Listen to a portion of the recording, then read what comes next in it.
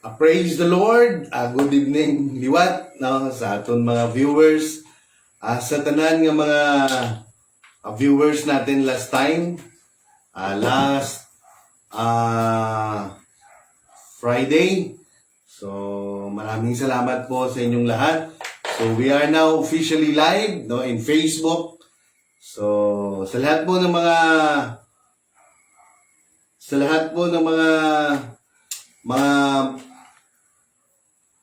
kapatiran po natin sa Bagger Church, maraming salamat po sa inyo. At sa lahat po ng viewers natin kanina, so pasensya na po. Wala, Dreaming.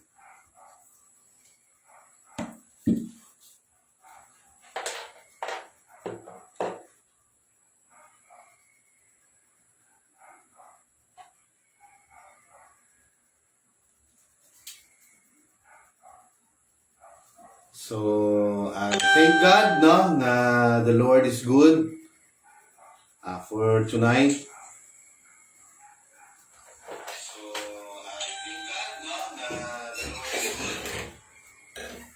So, tuloy tayo for this evening sa ating Bible study. So, sa lahat po nag-view kanina, sila ni Sister Gina Cabalbal na Langgay. And then sa lahat po ng mga kaibigan natin dito sa Pigkawayan, sa Poblacion 3, sa lahat ng mga Bantolo family, kay Sister Nenfa Bantolo, Palomero family, kay Sister Auntie Nilidi Marfel, maraming salamat din po, saka kay Sister Lydia Floro. We have also De Villeres family, and then Miranda family, Acuesta family, Armada family, Avilla family, Adventura family, at sa lahat po ng mga by birthday, no, happy birthday po sa inyong lahat. So, I thank God, no, for tonight. So, bago po tayo mag-umpisa, we have watching right now, Brother Juas Villanueva. So, kanina po, na-off po tayo kasi, walang sounds. Mahina yung sound. So, thank God, no? Direct na lang po tayo sa cellphone. Hindi na po ginamit yung, yung microphone. So, keep on sharing po sa lahat po ng mga youth sa Bagger Church, especially to Youth President, si Sister Monique, Daniela Acuesta, and also to our very own Pastor Neil Acuesta. So, maraming salamat po. And then, kay Sister Melody Acuesta, Sister Abigail Acuesta, watching right now. I know that they were in Bagger. So, sa lahat po, no, ng mga nag-share last time, Villadulid family, kay Brother Nino, Sister Brenda, Pansenco family, kay Amor family, and then we have Shiduni. Magandang gabi po, sir. And then kay Brother Rolando Nalanggay. Amen. So, and then Brother GC Palomero. Maraming salamat din po, no, sa lahat sa inyo. So, pasensya na kayo kanina. Last time po, yung ating pong tinakil po, it is about the life of Jacob. Ay tutuloy po natin in the life of Joseph, no, yung anak po ni Jacob, no. Joseph is the most famous sa lahat po ng anak niya, no, at the 12 tribes of Israel, no. And then, so maraming salamat, no. Keep on sharing po tayo. So, this time po, siguro Monday to Friday tayo. Siguro kung may ma-miss man tayo, pero yun na puro siguro ang schedule natin, no. So, maraming salamat po sa lahat-lahat. And then before we're going to start, so we will read the Psalm 91. This Song of David. Amen. It is a protection, no? Amen. So, it says, no, in Psalm 91, he who dwells in the shelter of the Most High will rest in the shadow of the Almighty. I will say of the Lord, He is my refuge and my fortress, my God in whom I trust.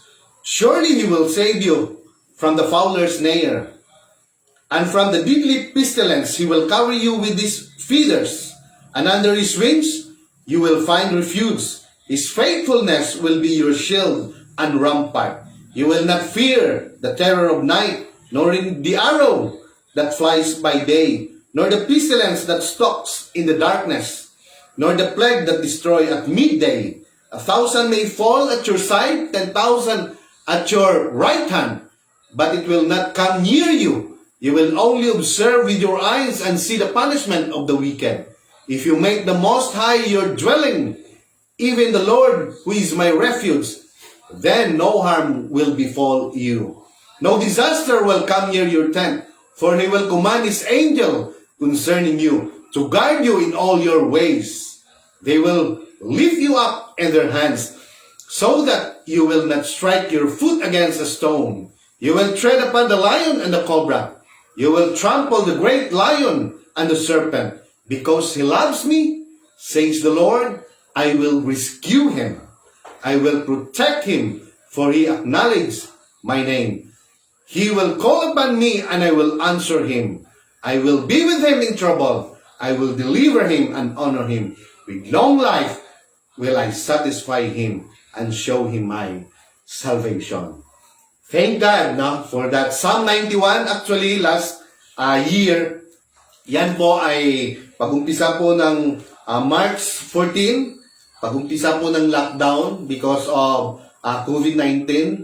So, more than 1 month, binabasa ko po yan. And then, the Psalm 23, every day in the morning po yan, 3 times a day. 3 times po ko po yan binabasa, no? I mean, in the morning pala. And then, in the afternoon, pag magsara na po ako, no? That is, business pa ako. So,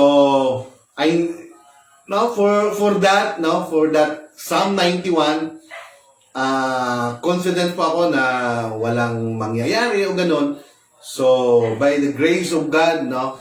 Talagang, it is the very napakaganda pong passage yan, no? Amen. So, when I keep on reading that one every early in the morning, hanggang na-memorize ko po yan.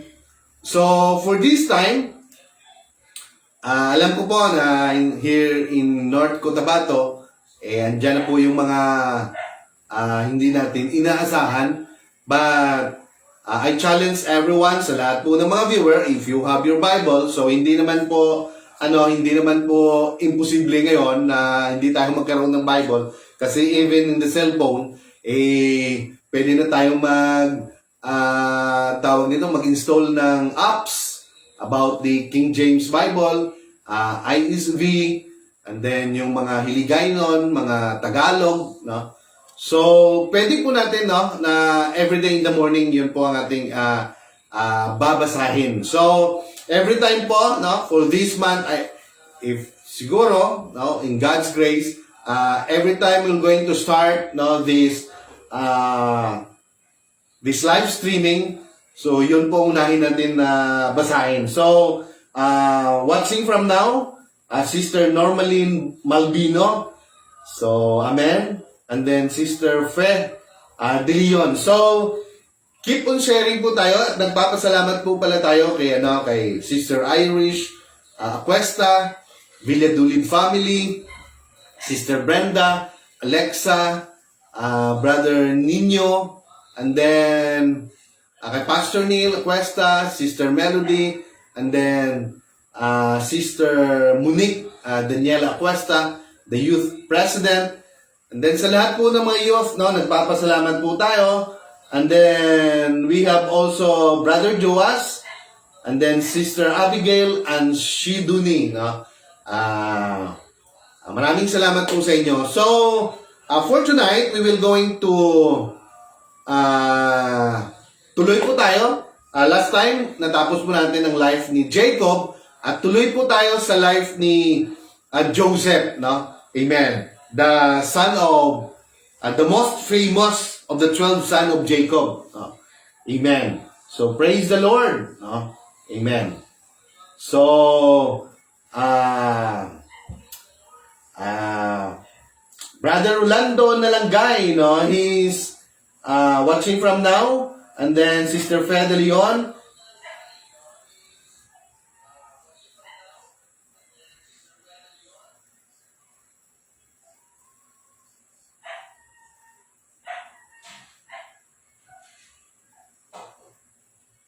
So, amen. So, tuloy tayo, no? Amen. So, in the life of Joseph, amen, which is the promise to the descendants of Abraham.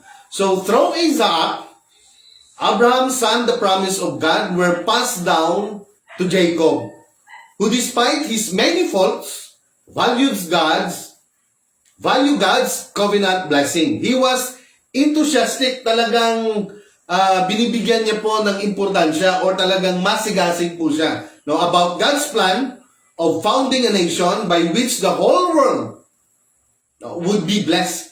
So Jacob, in his wandering, suffered for his sin. His name was changed to Israel, which means a prince with God. Genesis 32:24-20 po yan, natin babasa. This is the name by which God's chosen people began to be called. No? His 12 sons became the heads of the 12 tribes of Israel. The name of the 12 sons of Jacob are Reuben, Simeon, Levi, Judah, Issachar, Zebulun, Joseph, Benjamin, Dan, Naphtali, Gad, and Asher. So, it is written in Genesis 35, verse 22-26. So, in the life of Joseph, so, sabi nga kanina, amen, in the life of Joseph was the most famous of the 12 sons of Jacob. He was one of the younger children of Jacob and his favorite. Now, this caused jealousy among his brothers. Joseph had dreams which indicated that one day he would be their leader. Amen. He told his brothers of the dreams. And this caused more jealousy and anger until his brothers wanted to kill him. The occasion came when he brought them food in the fields. Joseph's brothers took advantage of this opportunity to eliminate him from their midst. Now, thanks to Reuben, they did not kill him. But Reuben's plans to save his brother Joseph failed when they sold him as a slave. Now, we can read it in Genesis 37, verse 12-28. But for tonight, we will going to read the life of Joseph, no, according to the Bible. So, Joseph temptation. Amen. So, sabi po dito, Joseph was sold into slavery and was brought to Egypt. He was quite fortunate to have a good master who trusted him. His master put him in charge of his entire household. Temptation came in the form of the advances of his master's wife, Genesis 37:17. The wicked wife played a trick on Joseph, which landed him in jail. But his God-given talent of interpreting dreams brought him out of jail. This talent also helped him to obtain a high position in the service of Pharaoh. This proves that temptation can even come to a good man. Joseph stood firm. A person must stand firm in temptation no matter what the price. James chapter 1 verse 14-15 teaches us what yielding to temptation will do. But every man is tempted when he is drawn away of his own lust and enticed.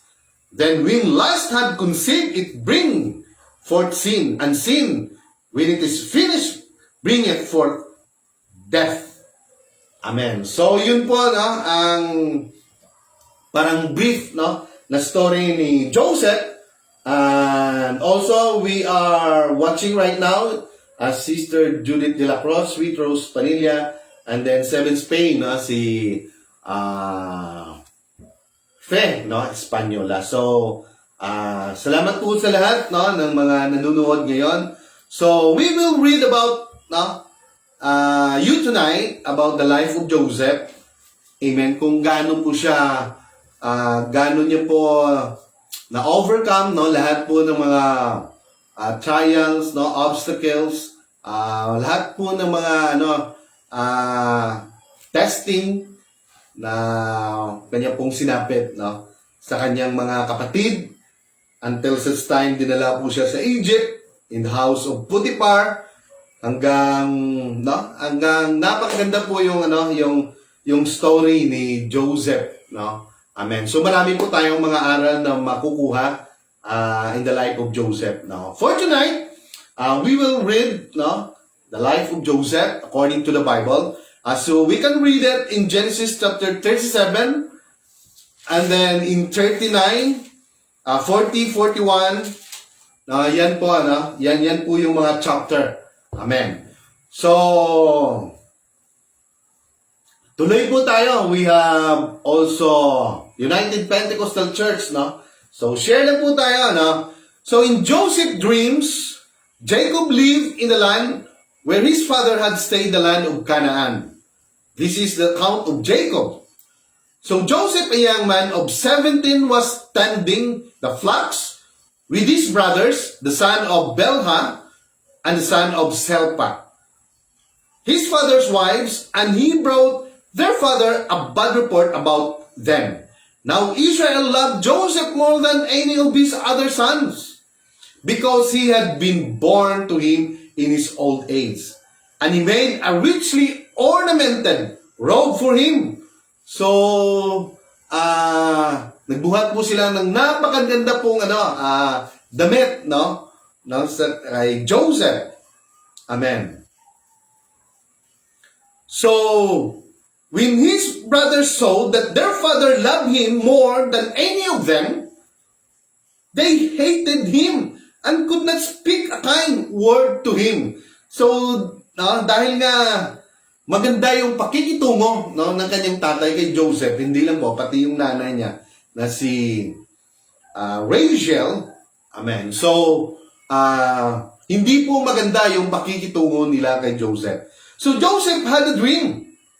And when he told it to his brothers, they hated him all the more. He said to them, listen to this dream I had.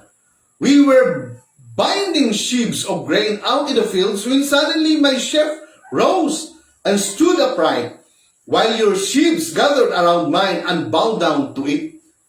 His brothers said to him, do you intend to reign over us? Parang sinasabi mo po, Joseph, na kami ay, that you will reign, na ikaw ang mangingibabaw, no? O ikaw yung talagang mas mataas ka sa amin, no? Amen. So his brother said to him, do you intend to reign over us? Will you actually rule us? Talagang ikaw ba mag-rule sa amin? So and they hated all the more because of his dream and what he had said. Talagang hindi maganda, no? Yung mga sinasabi ni Joseph, yung pakikitungo nila, hindi lang po yung nakita nila na talagang mahal po siya ng kanyang tatay, at lalo pong naging mas hindi naging maganda yung pakikitungo nila nung sinabihan pa sila ni Joseph ng kanyang dream. Amen. So then he had another dream and he told it to his brother. Listen, he said, I had another dream, and this time the sun and moon and 11 stars were bowing down to me. When he told his father as well as his brothers, his father rebuked him and said, what is this dream you had? Will your mother and I, your brothers, actually come and bow down to the ground before you? His brothers were jealous of him, but his father kept the matter in mind. So nag-dream pa siya, and then sinabi niya, kahit na yung mga buwan, yung mga stars, kahit na yung tatay, lahat sila mag-bow down to him. So, dati po, hindi na maganda yung pandinig, ng kanyang mga, yung kanyang mga kapatid, lalo pa sila nagselos ngayon because of that dream, no, again, that he told, no, to them. So dahil dyan, now his brothers had gone to graze their father's flocks near to Shechem. And Israel said to Joseph, as you know, your brothers are grazing the flocks near Shechem. Come and I'm going to send you to them. Very well, he replied. So, masunurin talaga si Joseph at napakabait niya. No. Amen. So, ang hindi naman niya kasalanan, but because nandun po yung love at saka yung vision na ipinakita po ng Diyos sa kanya. So, lahat po nung dun sa surrounding niya, except yung kanyang tatay, yung kanyang nanay, ay nakakaintindi. So, pero yung mga kapatid niya, so they hated Joseph. Amen. So he said to him, go and see if all is well with your brothers and with the flocks, and bring word back to me. Then he sent him off from the valley of Hebron. When Joseph arrived at Shechem, a man found him wandering around in the fields and asked him, what are you looking for? He replied, I'm looking for my brothers. Can you tell me where they are grazing their flocks? So, alam mo ba kung saan nila dinala yung kanilang mga flocks? No? Amen? They have moved on from here. The man answered, I heard them say, let's go to Dothan. Amen. So Joseph went after his brothers and found them near Dothan. But they saw him in the distance, and before he reached them, they plotted to kill him. So, talagang may plano sila na patayin nila si Joseph. Amen. So, Sister Aunt Saolda is watching. Thank you po. And then, Sister Randy Acuesta is watching right now. At saka kay Sister Inday, no? Randalina Acuesta, happy birthday. Sweet Rose Padilla is watching right now. Amen. So, sabi nila, amen, here comes the dreamer. No? Parang, they are trying to say, no, na talagang, parang they are mocking Joseph because sa kanyang mga sinasabi about his dream. No? So they said to each other, come now, let's kill him and throw him into one of these cisterns and say that a ferocious animal devoured him. So then, we'll see what comes on his dreams. Amen. When Reuben heard this, he tried to rescue him from their hands. Let's not take his life. He said, don't shed any blood, throw him into this cistern here in the desert, but don't lay a hand on him. Reuben said this to rescue him from them and take him back to his father. So, maganda po yung yung plano ni Reuben. So, kahit na they wanted, yung iba pong kapatid ni Joseph, pinagplanuhan po nila na patayin si Joseph, pero si Reuben, mayroon po siyang gagawin, at nag-suggest po siya na kung pwede, doon na lang po siya ilagay doon sa may balon. So, for that, sa hindi po rin nalalaman, pero may plano po siyang isave si Joseph. Amen. So when Joseph came to his brother, they stripped him of his robe. The richly ornamented robe was wearing, and they took him and threw him into the cistern. So tinapon po siya sa balon. Now the cistern was empty, there was no water in it. So empty po yun, walang laman, walang tubig. So as they sat down to eat their meal, they looked up and saw a caravan of Ishmaelites coming from Gilead. Their comings were loaded with spices,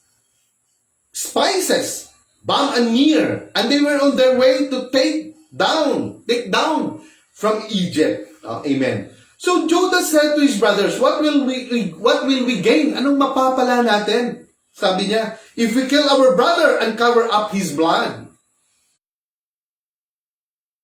Come, let's sell him to the Ishmaelites and not lay our hands on him. To the Ishmaelites. After all, sabi niya, he's our brother. Wag na lang natin siya patayin. But instead, pagbili na lang natin siya. After all, kapatid naman natin siya, no? Amen. So, thank you po sa lahat po ng watching right now. Dati ko pong kasama sa Partner Rural Bank, Hylar Defenio, Harry Franco, Myla Remento, Quake John Canduli, Sister Sally Daguhoy Villena, Lan R. Hill, Lalin Palomar, and then Sister Margaret M. Birano, Ivy June, and then Joy Alar Barreto. So, they were watching right now. Thank you po. No? Amen.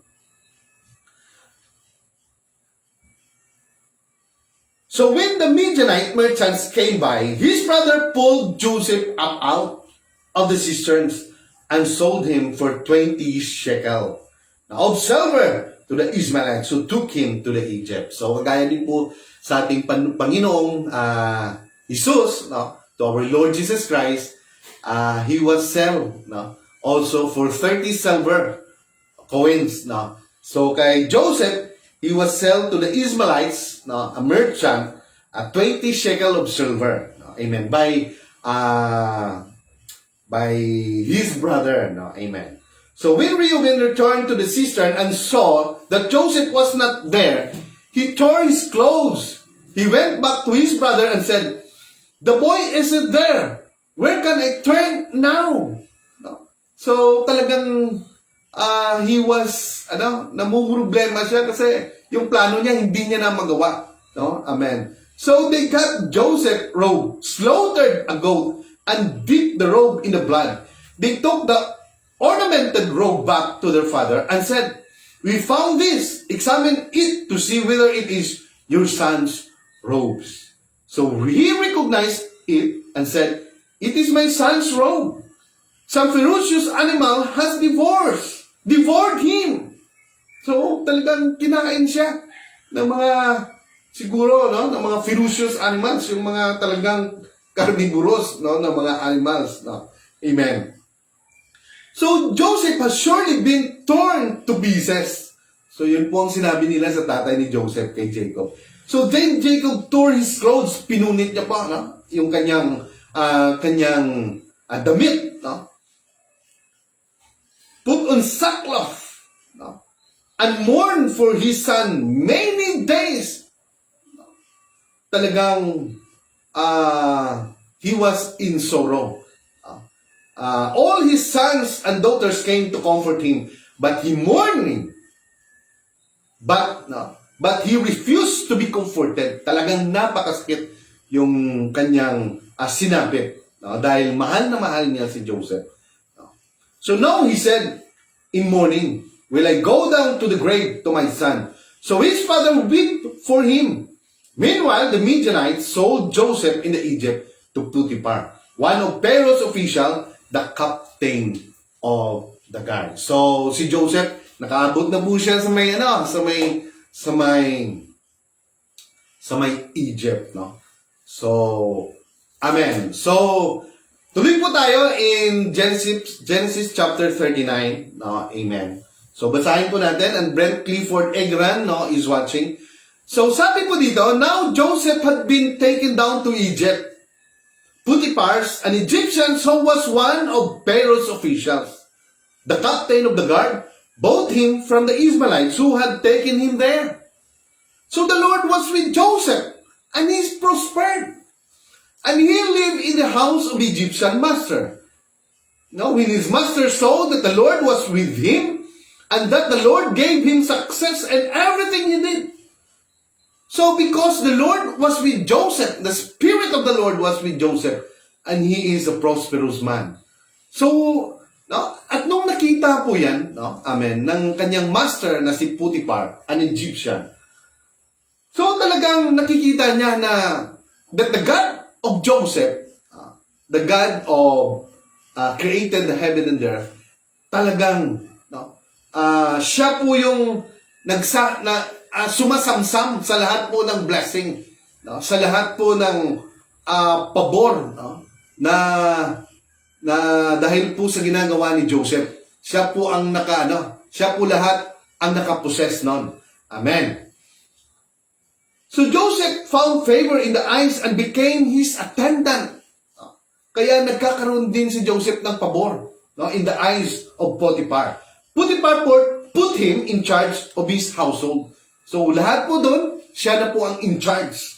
Amen. So, ibig sabihin, na-promote po siya. Amen. Potiphar put him in charge of his household, and he entrusted to his care everything he owned.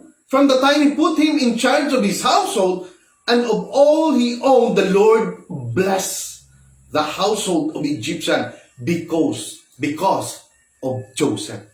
So, wow!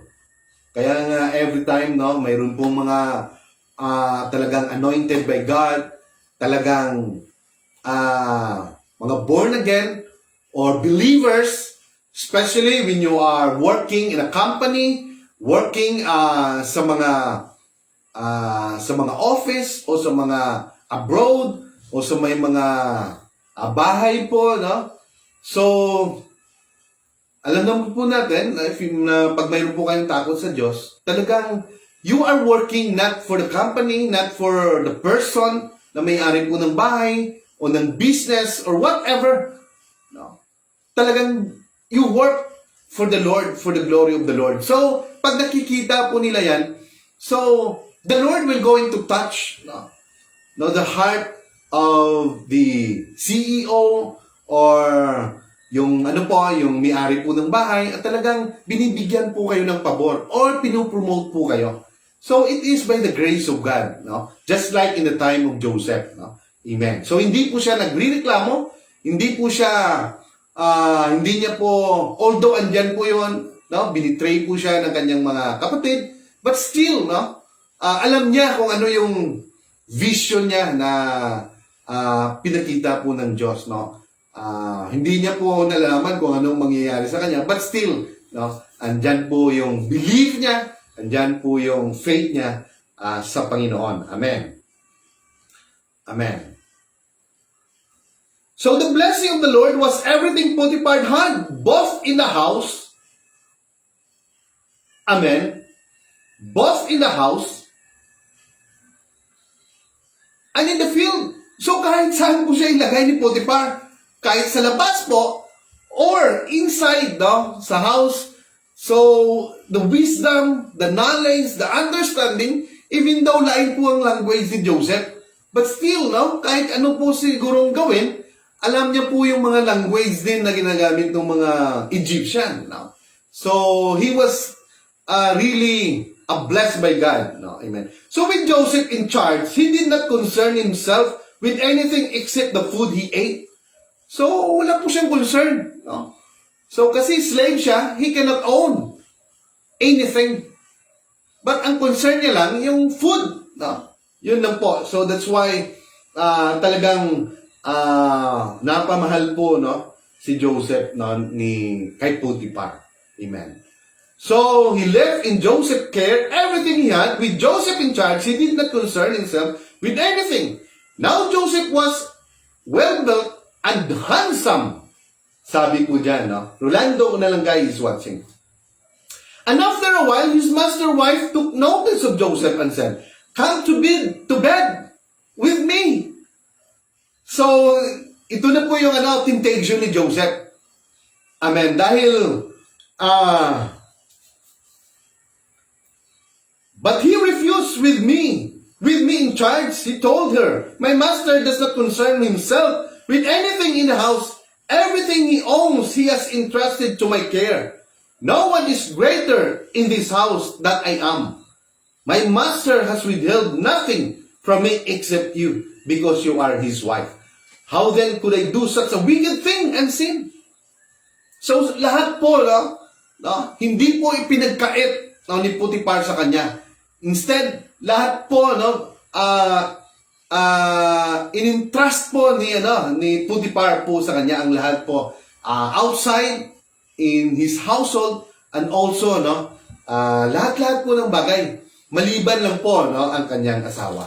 So talagang hindi lang po siya tinitempt ng the wife of Potiphar, it is sin or a wicked things against God, sabi ni Joseph. And though she spoke to Joseph day after day, araw-araw po yan, tinitintal niya po si Joseph. He refused to go to bed with her or even with her or even be with her. No? Talagang hindi lang po siya nag-refuse, but even to be with her. No? Ayaw talaga ni Joseph. One day, he went into the house to attend to his duties. And none of the household servants was inside. She called him by his cloak and said, "Come to bed with me." But he left his cloak in her hand and ran out of the house. So when he saw that he had left his cloak in her hand and run out of the house, she called her household servant. "Look," she said to them, "this hero has been brought to us to make sport of us. He came in here to sleep with me, but I screamed.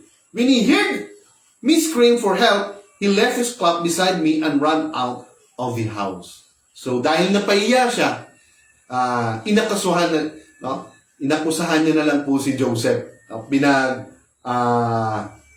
Pinagtangkahan daw siya, na repain ni Joseph. Amen. She kept his cloak beside her until his master came home. Then she told him this story. "That Hebrew slave you brought us came to me, make sport of me. But as soon as I screamed for help, he left his cloak beside me and ran out of the house." So when his master Potiphar heard the story, his wife told him, saying, "This is how your slave treated me?" He burned with anger. So Joseph's master took him and put him in prison, the place where the king's prisoners were confined. Amen. So, ang bagsak po ni Joseph ay doon po siya put into the dungeon, into a jail. Amen. So, but while Joseph was there in the prison, kahit nandun po siya sa may jail, amen, the Lord was with him. Nandun pa rin ang Diyos na gumagabay sa kanya. Amen. She showed him kindness and granted him favor in the eyes of the prison warden. So the warden put Joseph in charge of all those held in the prison, and he was made responsible for all that was done there. Amen. So siya pa rin pong ginawa na tagapagbantay or in charge doon po sa may jail. Amen. So kahit po saan po siya ilagay, talagang lumalabas po yung wisdom, yung knowledge, and understanding, at saka yung pagiging napakabuti po niya, Amen. So kahit na po yung warden ay talagang he found favor in the eyes of a warden. It is also because of the grace of God. Amen. To Joseph. So sabi niya, the warden paid no attention to anything under Joseph's care because the Lord was with Joseph and give him success in whatever he did. So hindi na nila basta si Joseph na lahat, ang gumagawa ng lahat. So napakaswerte nila. Amen. Dahil po sa ginagawa ni Joseph sa kanilang buhay. So hamakin mo naman yan. Amen. So tuloy po tayo. So when Joseph was in jail, sometime later, the cupbearer and the baker of the king of Egypt offended their master, the king of Egypt. Pharaoh was angry with his two officials, the chief cupbearer and the chief baker. Amen. And put them in custody in the house of the captain of the guard in the same prison where Joseph was confined. The captain of the guard assigned them to Joseph and he attended them. Talagang napakagaling ni Joseph, mag-comfort or mag-asikaso. So after they had been in custody for some time, each of the two men, the cupbearer and the baker of the king of Egypt, who were being held in the prison, had a dream the same night. So nagkakaroon po sila ng dream. Amen. Amen. And each of them had a meaning of its own. So when Joseph came to them the next morning, he saw that they were dejected. So he asked Pharaoh officials who were in custody with him in his master's house, "Why are your faces so sad today?" So we both had dream, they answered. But there is no one to interpret them. So then Joseph said to them, do not interpretations belong to God? Tell me your dreams. Amen. So, simple lang po. No? Sa buhay, hindi talaga natin maiwasan yung mga problema, yung mga testing, yung mga tentasyon. Pero si Joseph po, binigyan po siya ng vision through dream. At makukuha niya rin yung ang kanyang mga, what we call this one, yung kanyang mga promotion, according also, sa talent niya po, to interpret dreams. Amen. So the chief of cupbearer told Joseph his dream. He said to him, in my dream, I saw a vine in front of me, and on the vine were the 3 branches. As soon as it budded, it blossomed, and its clusters ripened into grapes. Pharaoh's cup was in my hand, and it took the grapes, squeezed them into Pharaoh's cups, and put the cup in his hand. This is what it means, sabi ni Joseph. So Joseph said to him, sinabi ni Joseph, the 3 branches are the 3 days.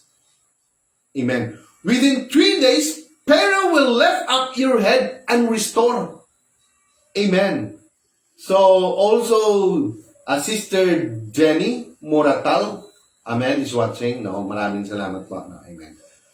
So, you do your possession. So, sabi niya, Pharaoh will lift up your hand and restore you to your possession, and you will put Pharaoh's cup in his hand. Amen. Just as you used to do when you were his cupbearer.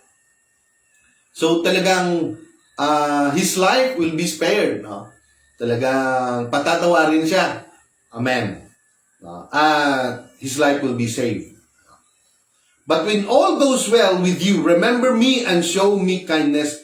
Mention me to Pharaoh and get me out of this prison. So, pero sabi niya, pag nangyari na yan, so, remember me sa mga favor na ginawa ko sa iyong buhay. Sabi niya.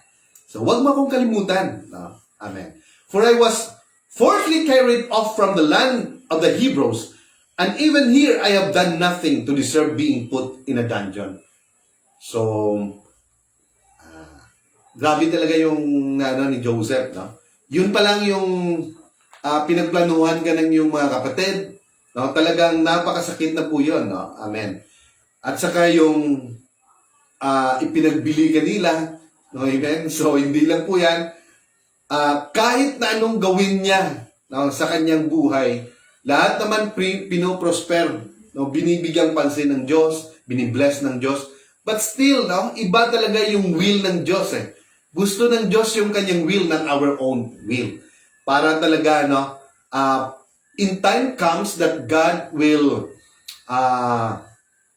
talagang pinipursu niya yung kanyang will sa ating buhay, na talagang we are now parang gold, yung ating faith, na our faith will become firm talaga sa kanya, na hindi tayo just like wavering, yung ating pong yung faith. So, kagaya po ni Joseph, talagang yun po ang nagpapatibay sa kanya, yung mga kanyang nararanasan. Kaya nga pinakita ng Diyos yung kanyang vision, yung kanyang mangyayari, na siya po ay mag-rule over his family, and even the moon, the sun, the stars will bow down to him. But hindi po, yun po ang pinakita ng Diyos, pero hindi po pinakita ng Diyos kung ano po ang dadanasin po ni Joseph, bago niya po marating yung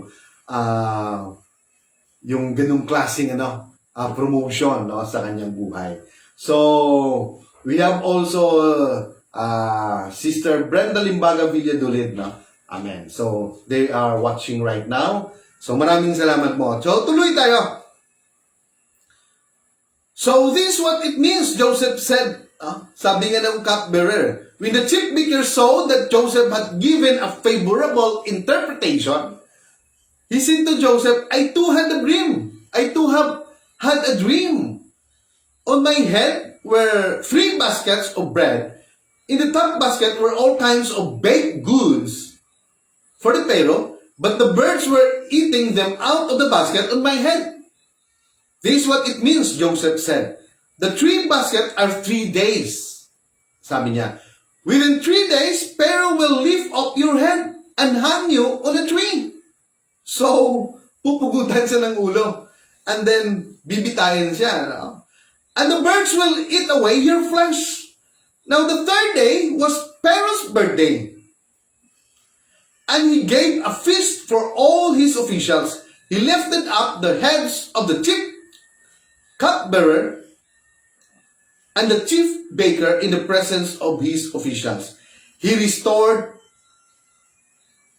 the chief cupbearer to his possession, so that he once again put the cup into Pharaoh's hand. But he hung the chief baker, just as Joseph had said to them in his interpretation of their dreams, of his dreams, rather. So the chief cupbearer, however, did not remember Joseph. He forgot him. So, pinalalahanan po siya ni Joseph. Sabi niya, pag nangyari yon, so remember me. Dahil hindi naman ako, galing po ako sa may Hebrew, sabi niya, sa may Canaan, Hebrew race. Parang, even I have done nothing to deserve being put in dungeon. So, hindi naman ako deserving na makapunta dito sa lugar ng Egypt. At dito na ako ngayon sa may jail. So nakipag what we call this one, ask a favor to the cupbearer. Baka sakali na nabigyan siya ng pansin pag nandun na siya sa Pharaoh, yung cupbearer. So in chapter 41, amen, so tuloy tayo, Pharaoh's dream.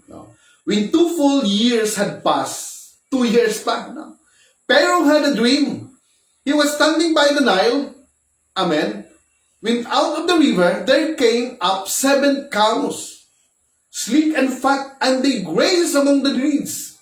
After them, 7 other cows, ugly and gaunt, came out of the Nile and stood beside those on the riverbank.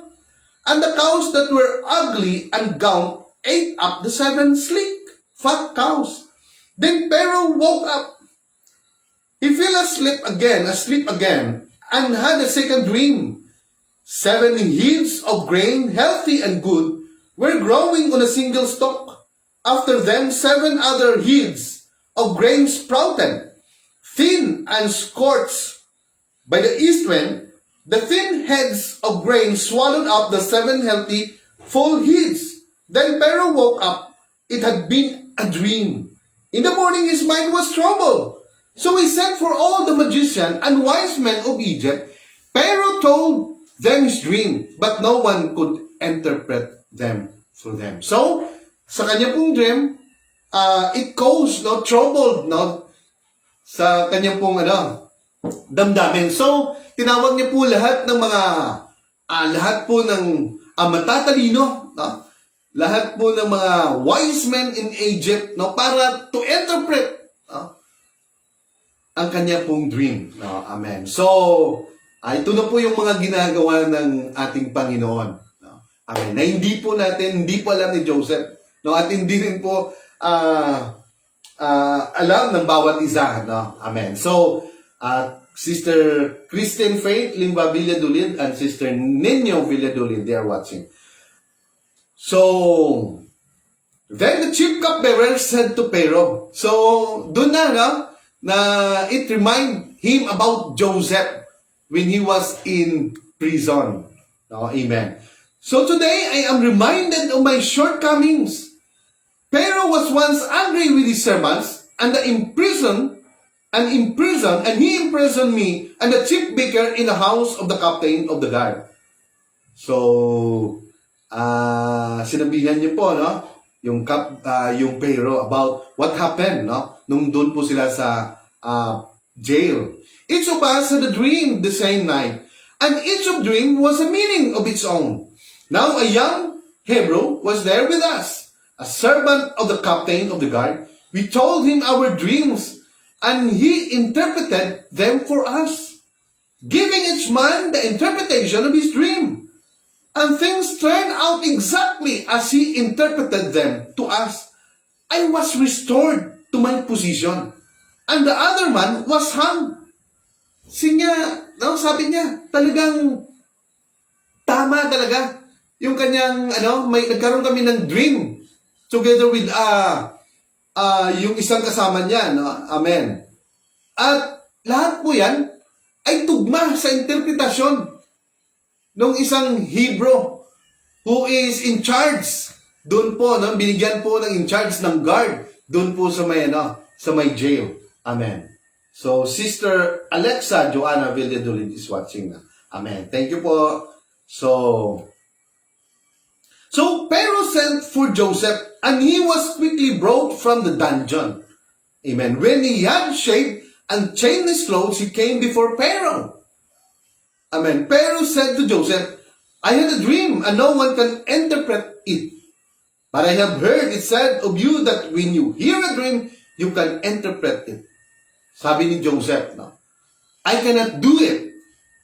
Joseph replied to Pharaoh, but God will give Pharaoh the answer he desired.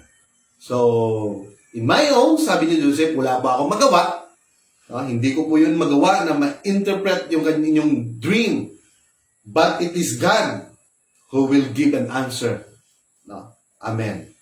Kung ano po yung interpretation for the desire. For the desired answer of Pharaoh. Amen.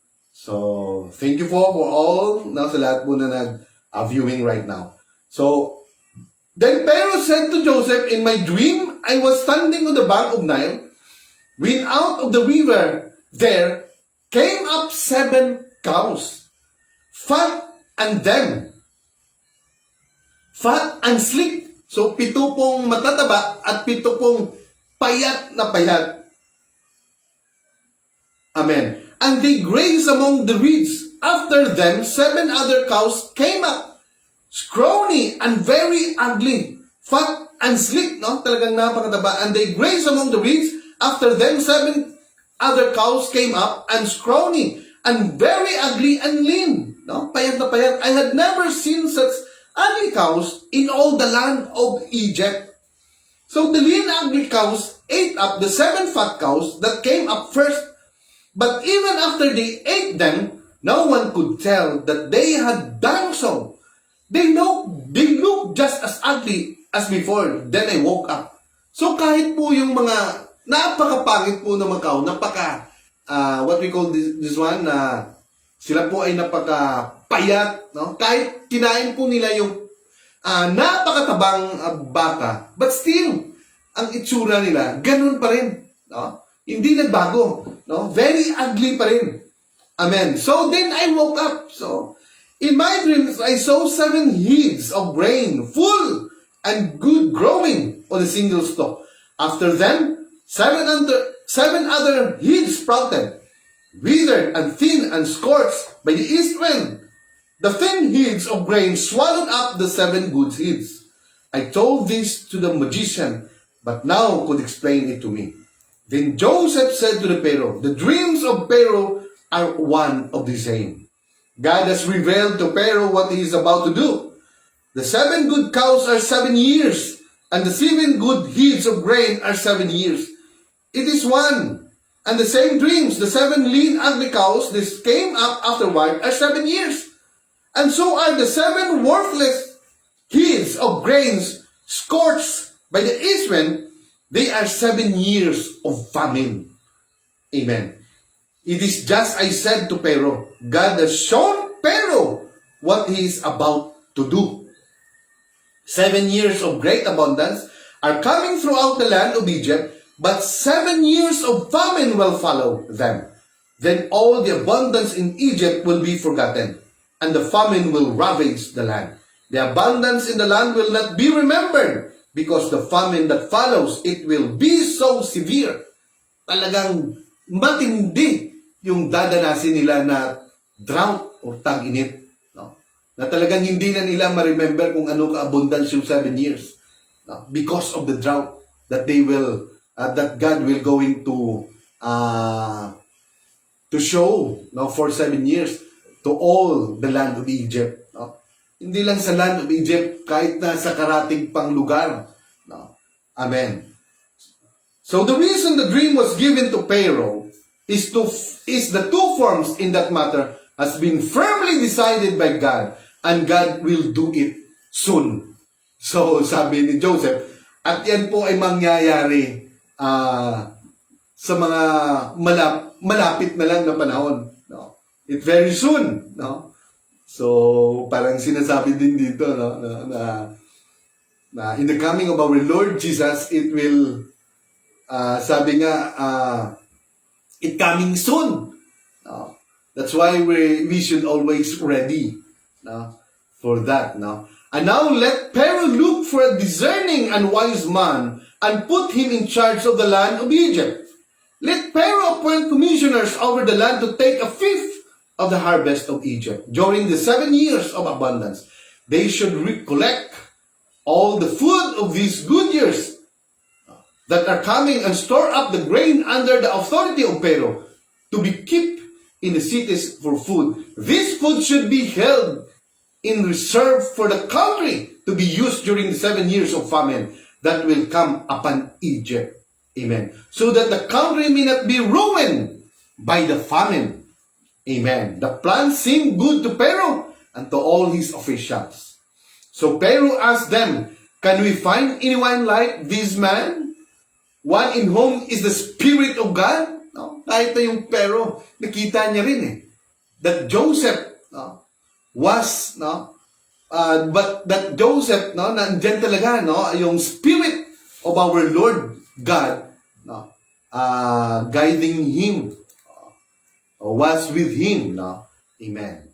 So then Pharaoh said to Joseph, since God has made all this known to you, there is no one so discerning and wise as you.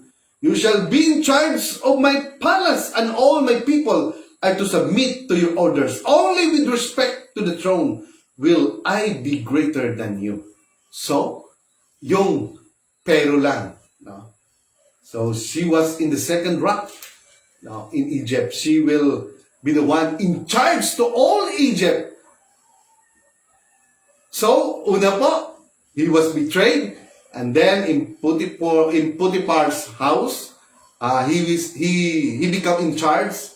Sa kay Potiphar, amen. And then even in dungeon, siya rin po nag-in charge doon, And now he was now going to be in charge in the entire land of Egypt, and he was in the second rank after Pharaoh.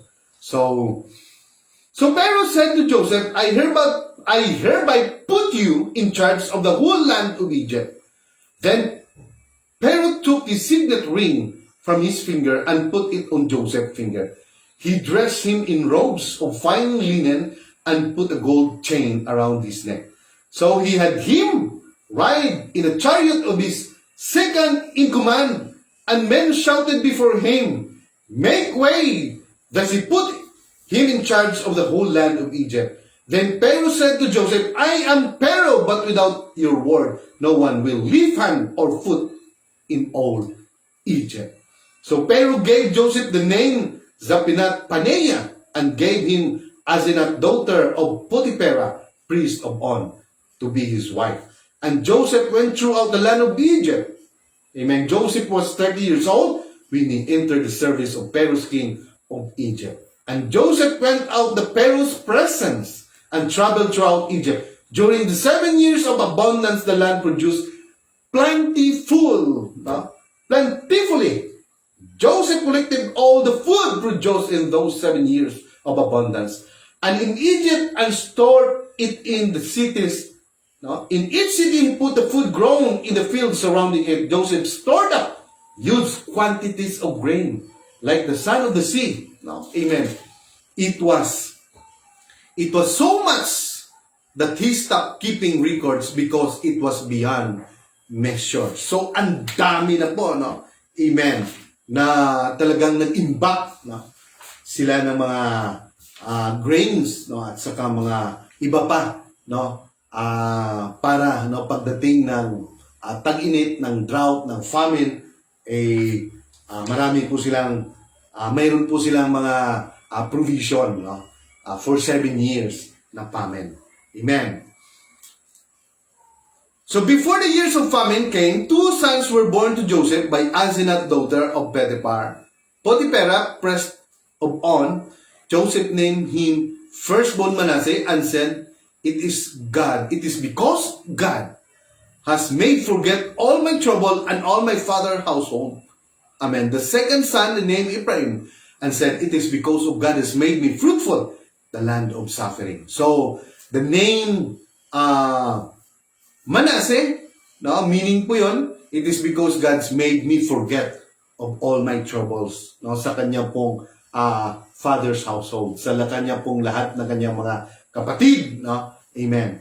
And Abraham, it is because God has made me fruitful in the land of my suffering. Amen. So thank you po. And then we have Ma'am, no, Teacher Melody Aquesta and Teacher Brother Nino Villadolid. So the 7 years of abundance in Egypt came to an end, and the 7 years of famine began, just as Joseph had said. Amen. There was famine in all the other lands, but in the whole land of Egypt, there was food. No? Amen. Sa palibot po, wala na. But in the land of Egypt, there is abundance, plenty of food. No? Because of the Lord, no, God, no, na binigay niya po ng wisdom, no, kay Joseph. Amen. So when all Egypt began to feel the famine, the people cried to Pharaoh for food. Wow! Then Pharaoh told the Egyptian, go to Joseph and do what he tells you. So, parang yung kung anong sasabihin ni Joseph, yun po ang matupad. Wow! Dahil sometimes kung ano po ang dadanasin natin sa buhay natin. Amen. Think lang, no? Isipin lang natin na mayroong purpose ang lahat kung bakit po tayo binigyan ng ganung klaseng katinding problema. But even in this present time, kahit na hindi po natin alam kung ano po ang mangyayari, hindi po natin alam kung kailan po ito matapos. But still, if we should always trust to our God because He knows what is the best for us. So kaya nga every time, from now on, every start po ng ating program for this Bible study, we will going to read the Psalm 91. Amen. That is very napakaganda po na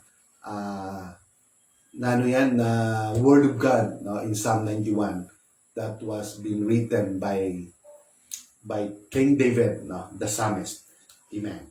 So sabi po dito, when the famine had spread out the whole country, Joseph opened the storehouses and sold grain to the Egyptian. For the famine was severe throughout Egypt, and all the countries came to Egypt to buy grain from Joseph because the famine was severe in all the world. So hindi lang pala in Egypt or sa karating po na lugar ng Egypt, but even to the whole world pala yun. Amen. So, lahat po talaga. So sa dream po ni Joseph, the moon, the stars, lahat po mag-bow down sa kanya. Amen. So, ibig sabihin lahat po nun sa mundo, wala na makain, talagang nagbow kay Joseph, asking for food. And even also the Pharaoh. Even though he is a Pharaoh, but wala po siyang magawa. Kung paano po yan, paano po gagawin yan for the entire Egypt, kung paano po gawin yung mga bagay na yan. Paano po asikasuhin na magkakaroon po ng 1/5 of their harvest na ibibigay po, talagang, even the Pharaoh, even though na siyang pinakamataas, pero wala pa rin siya magawa in terms of wisdom, no, na talagang ginawa ng Diyos kay Joseph. So, lahat po nag-bow down, no, kay Joseph. So, kaya nga, no, napakatindi po ang kanyang dinaranas, but still, no, Joseph, no, nandun pa rin po, no, yung ginawa ng Diyos sa kanya. At talagang he was blessed. At nung naipanganak niya po si Manasseh, no, he forget all, no, lahat po ng mga ginawa ng kanyang mga kapatid.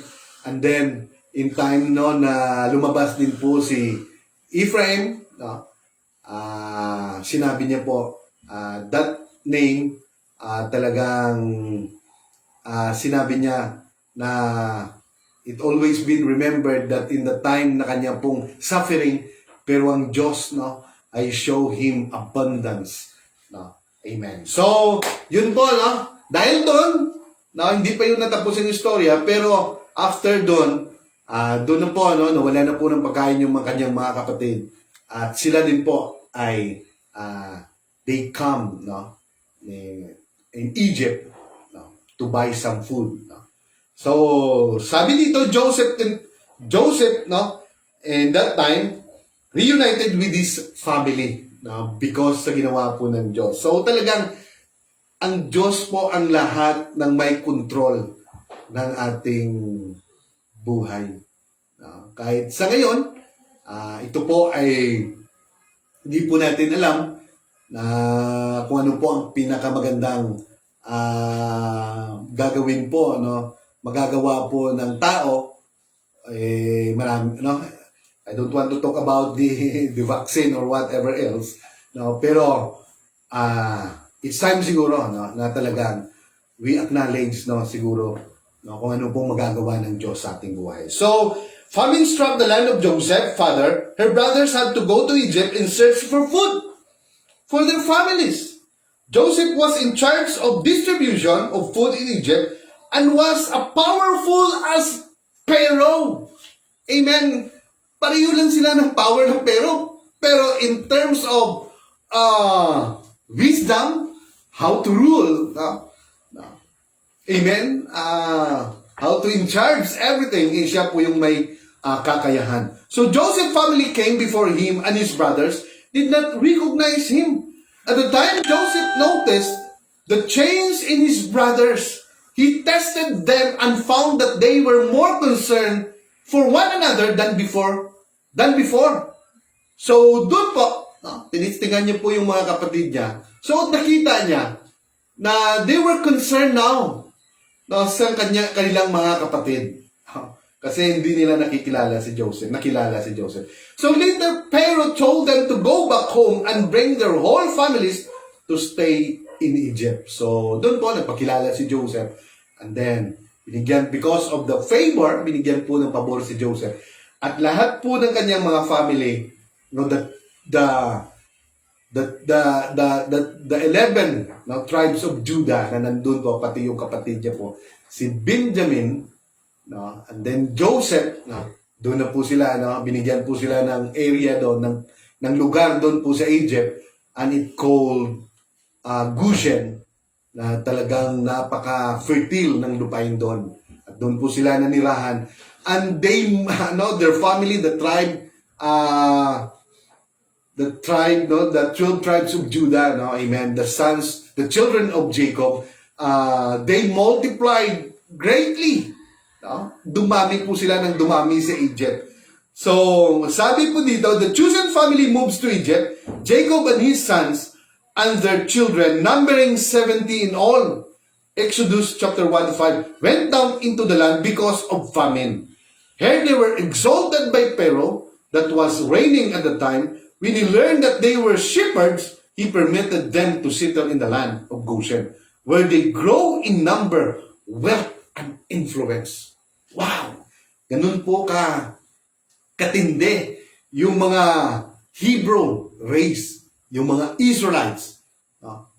Amen. Kasi kahit saan po sila makarating, no, talagang yumayaman sila. Talagang binibless sila ng Diyos. Amen. No? Amen. No? So yun po ang nakikita, no? Even even kay Joseph, nakita po ni Potiphar, even the Pharaoh. At hindi lang yan, even the 12 tribes of Judah. Nung nandun na po sila, binigyan po sila ng land doon, the land of Goshen, in the country, were in Egypt, and then talagang they become wealthy. No, amen. So, after that, yan po nagtatapos yung ating Bible study about Joseph. Amen. So siguro bukas, patuloy po tayo. Doon po nangyari, nandun na sila, nagdami sila. And then, namatay si Joseph, iba namang Pharaoh ang dumating. And then, it's time of Exodus, in the time of Moses. And they become also, dahil napaka dumadami sila, and then parang ma-outnumbered yung mga Egyptian dahil they become wealthy and they become talagang makisig, saka talagang masipag sila. So natatakot sila, at ginawa silang mga slave. So if you were a slave, so you cannot own everything. So wala kang rights sa lahat ng bagay. So sabi ng Diyos in Genesis, in the time of Abraham, hinulaan na po na yan ng ating Panginoon, na sinabi niya po, your descendants will be maging slave po sila sa Egypt. At nangyari po yan. 400 years na maging slave po sila sa Egypt. So bukas po, we will going to tackle about the life of Joseph and life of Moses, the Exodus. So sa lahat po ng mga nag-share, salamat po. So bukas po hanggang Friday na po tayo. So tuloy-tuloy na po ito, Amen. So ang ating Bible study. So maraming salamat po kay Brother Jimmy Vantolo, watching from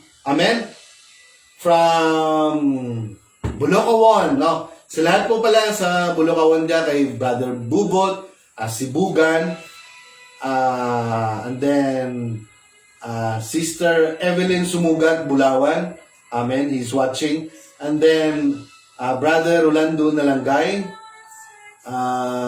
amen, No Ray, thanks for watching, amen, sino ba?